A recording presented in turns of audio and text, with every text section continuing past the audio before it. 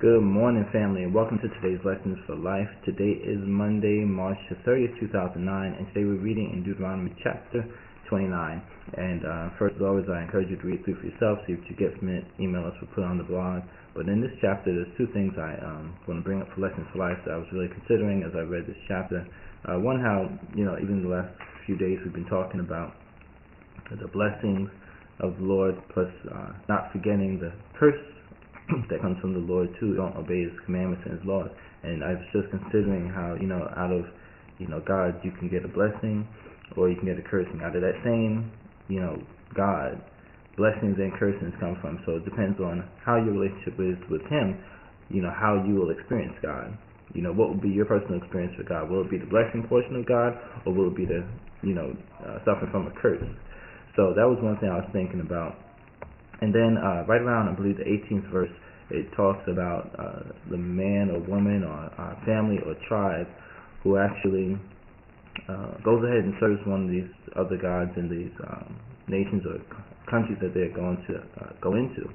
And it says that, even though they hear the words really of what he's saying will happen if they do that, but then they think that they're safe or they have peace. And what I considered really when I was reading that was that there's no peace outside of the Lord God. You think you have peace in different things, and let me put it, I guess, more plainly. For this day and age, what is serving another God? You may not have another particular statue or a golden figure like they might have had in the back in the times we're reading from now, but I see another God as anything that you put before the serving or the commandments of the Lord God. So anything that you put in place of, or that you put of a higher priority, that's where you might be having another God and letting that thing come before your relationship with God. So a lot of times, and just to, like I said, put it into terms we might be able to understand today, people put things, or they might put their job before God, and they think that they have peace because they're making some money. They go to work anytime. They put work before going to church, or having prayer, or reading the scriptures, or whatever, or even television, or all these different things. But let's say with the job, you might think that you have peace just because you have a good job, you might be getting paid well, but that job is not guaranteed. You can't have peace. You can't really put that trust in the job, because that job is a temporal thing. That job, that can quickly disappear. Just like it's even saying in this particular chapter that He's not going to pardon those people that put their trust or think they have peace in something else, and then they're going to suffer. They're going to be afflicted with these different things that's going to happen. So you might think that, like I said, your job or even the government. If you think about it, especially in these times, today, people think that the government's going to help them out. The government's going to bail them out of whatever they might be suffering through. But if you look at it, really, the government is in trouble their own self. So it reminds me of there was a Superman movie I remember just as I'm speaking right now.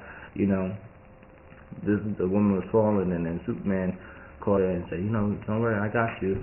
And she said, you got me, but who got you? The government, they need their own help. How are they going to help you out? So how can you put your trust or your have peace just thinking that the government's going to help you out? The government being another God, so to say.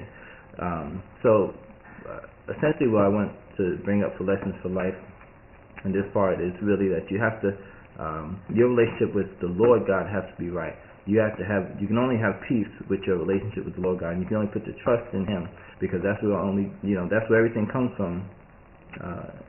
Essentially, everything comes from Him, so you can't trust in anything else other than Him. If I think about my business, I thank God for my business, and I thank God for, even though whatever might be going on, we're still prospering and so forth. But I still don't put that trust in the business. I put that trust, and I believe I know the reason that we still are doing well even in this time is because of my relationship with God.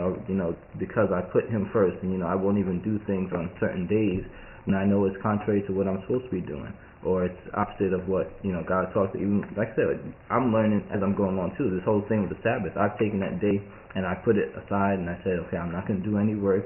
Yesterday, by mistake, I picked up a piece of paper, and I was just looking on something. I started to write something, and I quickly put it down because I remembered, no, I don't do any kind of work on my Sabbath day, the day I've chosen to say, you know, this is not for any work to be done. This is a time for me to dedicate to God and doing things, going to the temple, of course, and then just even relaxing and resting my own self. So, that's why I want to bring up Lessons for Life for this portion.